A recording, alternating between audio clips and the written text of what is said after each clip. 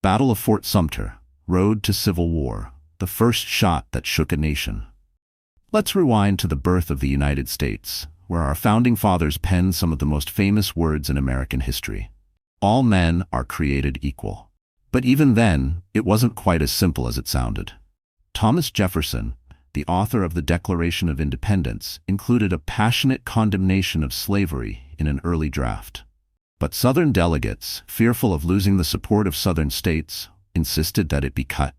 The founders faced a choice: a united nation with slavery or no nation at all. And in that choice, the seeds of conflict were planted. So, what did "all men are created equal" mean when many of those men were enslaved?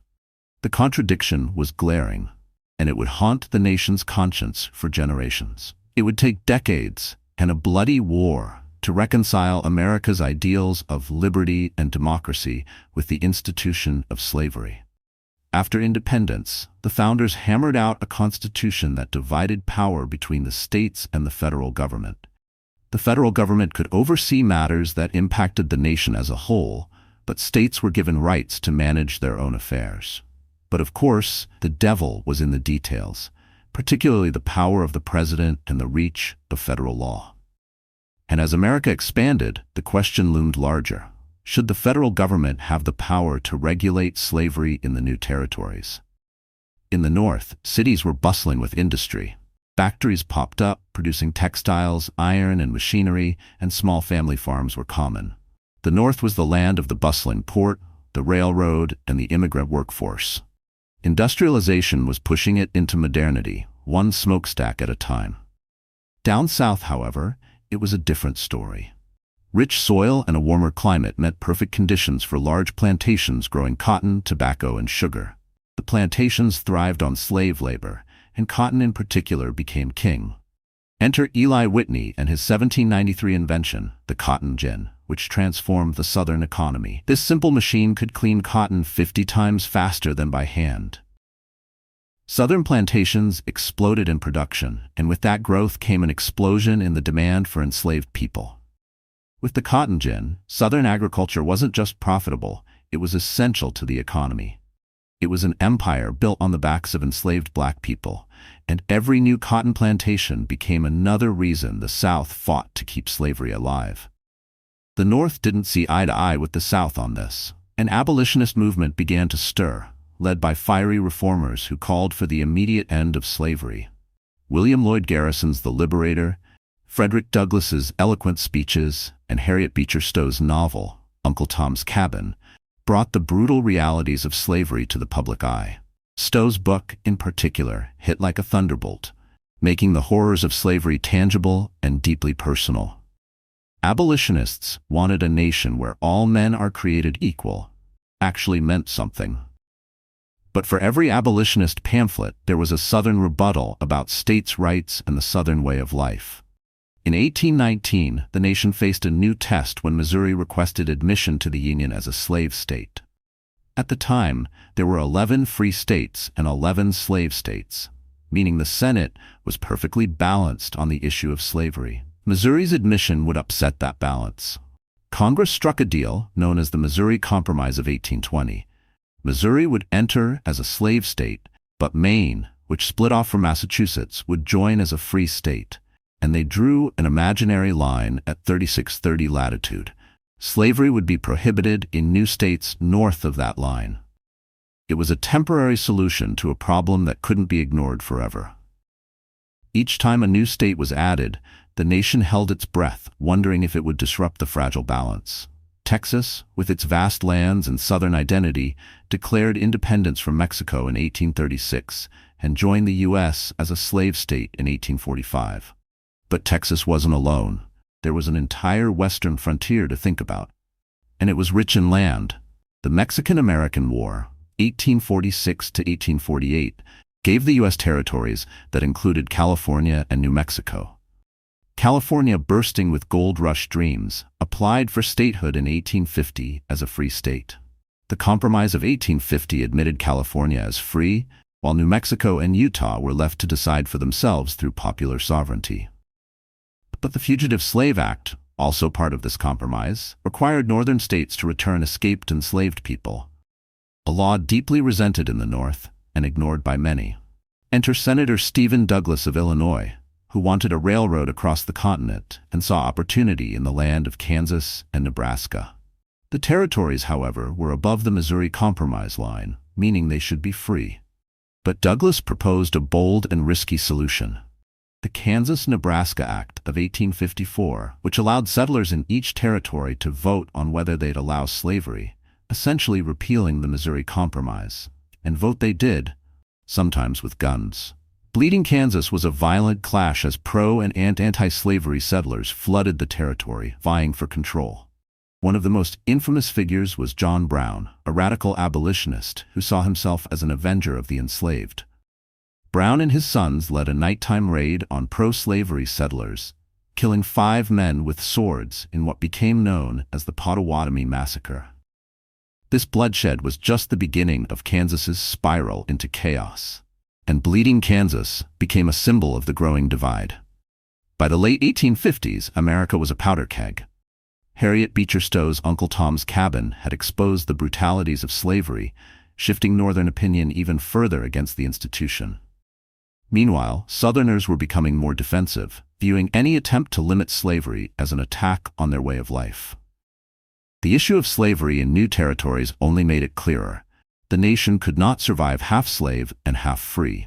It was the spring of 1854, and America was, to put it mildly, in a tense mood.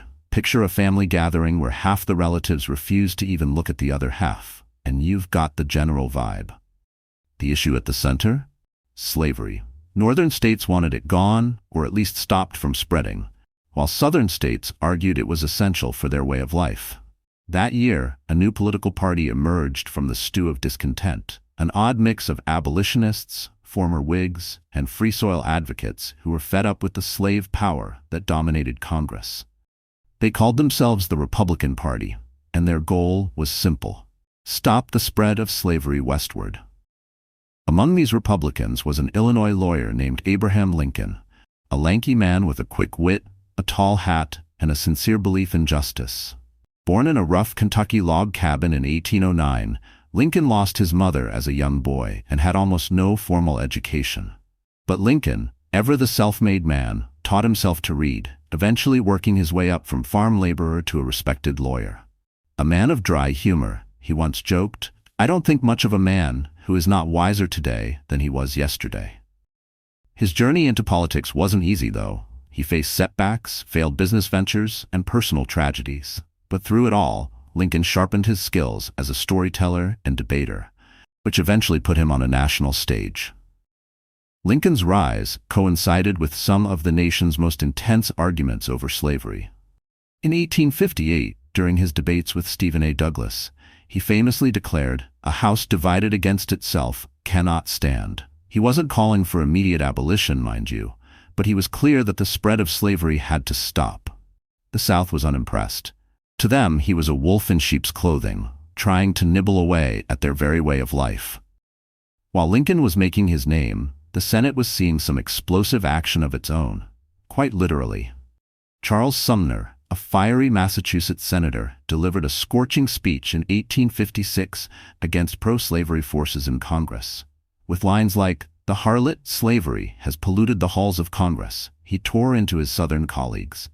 Preston Brooks, a South Carolina congressman, was not amused. He saw Sumner's words as a vile insult to his uncle, Senator Andrew Butler, and to the South itself. Days later, Brooks stormed into the Senate chamber and, in a move that stunned the nation, beat Sumner senselessly with a cane. Following the Brooks-Sumner incident, tensions escalated even further. Senators began carrying pistols, daggers, and even larger canes. It was a dangerous time to be in Congress, as anyone could turn the floor into a battlefield. Then came the Supreme Court's bombshell in 1857, the Dred Scott decision. Dred Scott, a slave who had lived in free states, sued for his freedom. The case went all the way to the Supreme Court, where Chief Justice Roger Taney declared that Scott had no right to sue because, as an African American, he was not a citizen and had no rights which the white man was bound to respect. What's more, Taney ruled that Congress had no power to restrict slavery in the territories. The South celebrated this as a victory. But the North saw it as yet another injustice, and their resolve against slavery's spread grew stronger. Then came John Brown. This radical abolitionist believed he was chosen by God to end slavery and thought it was time to take matters into his own hands. In October 1859, Brown and a small band of followers seized the federal arsenal at Harpers Ferry, Virginia, with plans to start a slave uprising. The raid was doomed from the start. But Brown's zeal was undeniable. Within hours, Brown and his men were surrounded by U.S. Marines, led by none other than Colonel Robert E. Lee. The attack ended in a bloody shootout, and Brown was captured. Brown's trial was swift, and he was executed. But his actions stirred the nation to its core. The North saw him as a martyr for freedom. The South saw him as a terrorist. It was November 1860, and news spread like wildfire across the Southern states. Abraham Lincoln had won the presidency. Southern states were alarmed. Lincoln's name didn't even appear on ballots in 10 Southern states, but he won the electoral vote 108 to 72. Despite his attempts to calm their fears, insisting he had no immediate plans to abolish slavery, the South saw his election as the beginning of the end for their way of life. For many Southerners, it was as if a stranger had entered their home and threatened their way of life. Protests erupted in the streets, denunciations flew in the newspapers, and men everywhere began enlisting in local militias, rallying around their shared outrage. Looking at Lincoln's victory as the beginning of an oppressive era, some Southern states started eyeing Union property on their soil with more than a little interest. In Charleston, South Carolina, 3 forts guarded the harbor: Fort Moultrie, Castle Pinckney, and Fort Sumter. Each one was a symbol of Union presence, standing proudly in Confederate territory. The smallest of the 3, Castle Pinckney, was more of an outpost than a fortress, while the larger Fort Moultrie held the majority of Union troops in the area. But Fort Sumter was the crown jewel, a massive, 5-sided behemoth built to be nearly impregnable, with walls 5 feet thick, designed to house 650 men and 135 guns. This fortress was barely 90% complete, but its sheer scale and positioning made it a formidable Union stronghold. And in its shadow was Major Robert Anderson, a man who would soon be swept into history. A 55-year-old Kentucky native, Major Robert Anderson was an introspective and calm figure, known for his reputation as unflappable under fire. Although he hailed from a slave-holding family, his loyalty to the Union was unshakable. Anderson understood the significance of his post. Fort Sumter was more than just a fortress. It was a statement. Holding Sumter was to him a matter of honor, a line that the Union must not retreat from. Anderson, a seasoned soldier, was more than a little wary of the storm brewing around him. In December 1860, as South Carolina prepared to secede, Anderson wrote to his superiors, warning that the locals might attempt to seize federal forts. Unfortunately, outgoing President James Buchanan had a somewhat relaxed approach to the looming crisis. While he felt secession was illegal, Buchanan wasn't about to do anything about it. This inaction was a blank check to the South Carolinians, who saw the federal forts as fair game. On December 20th, South Carolina took the plunge, voting to secede from the Union. Charleston threw a party that could only be described as a second 4th of July. Fireworks lit the sky, crowds roared in the streets, and in the midst of it all, South Carolina declared itself a free, independent nation. Days later, Governor Francis Pickens sent a delegation to Washington with a demand. Buchanan was to surrender all federal property in South Carolina. Buchanan refused, but made no move to reinforce or protect the forts either. This diplomatic dance was reaching its limits. On the night of December 26th, with tension so thick you could cut it with a saber, Anderson quietly gathered his men. In the dead of night, they abandoned Fort Moultrie and crossed Charleston Harbor to Fort Sumter. At dawn, Charleston's citizens woke to the sight of the Union flag flying proudly over the seemingly untouchable fortress. Governor Pickens was furious, accusing Anderson of undermining South Carolina's peaceful secession. Within hours, he ordered the state militia to occupy Fort Moultrie and Castle Pinckney and demanded that Anderson surrender. Anderson refused, citing his duty to the Union. Anderson and his 86 men now found themselves isolated and surrounded. Conditions inside Fort Sumter grew grim as winter deepened. They lacked blankets, had little food, and only 15 of the 135 cannons were mounted and ready to fire. Even these were low on ammunition. It was beginning to look like a trap, but Anderson and his men were determined to hold out, hoping for a diplomatic resolution. In January, Buchanan attempted to send supplies to the fort on a civilian ship, the Star of the West. As it approached Charleston Harbor on January 9th, South Carolina gunners fired warning shots, forcing the ship to turn back. For the first time, Southern cannons had fired upon a Union vessel. It was a sign of things to come. By March 1861, Abraham Lincoln was inaugurated. Lincoln wanted to avoid being seen as the aggressor. His Secretary of State, William Seward, advocated for withdrawing the troops from Fort Sumter, but Lincoln knew this would make the Union appear weak. Instead, he decided to resupply Fort Sumter, sending only food, no weapons, and no reinforcements. It was a careful middle path, allowing the Union to maintain its stance without openly provoking war. Lincoln reached out to Governor Pickens, notifying him of the supply mission and warning that any interference would be seen as an act of war. Pickens' response was chillingly direct. If you want a war, you're absolutely going to get it. By April, the situation reached a boiling point. Newly installed Confederate President Jefferson Davis ordered Brigadier General P.G.T. Beauregard to take command of Charleston's militia and prepare to seize Fort Sumter. Here, a personal irony unfolded. Beauregard had once been Anderson's student at West Point, and the two men held each other in high regard. Beauregard sent a delegation to meet Anderson, hoping he would surrender peacefully. Anderson, however, would not yield without direct orders from Washington. He refused to give up his post, despite knowing the odds. On April 11th, a Confederate boat with a white flag docked at Fort Sumter, bringing one last demand for surrender. Anderson declined the offer, despite his growing doubts about the fort's defenses. At 3:30 a.m. on April 12th, Anderson was given one final hour to surrender. He refused. An hour later, at 4:30 a.m., Captain George S. James, a South Carolina gunner, was given the honor of firing the first shot.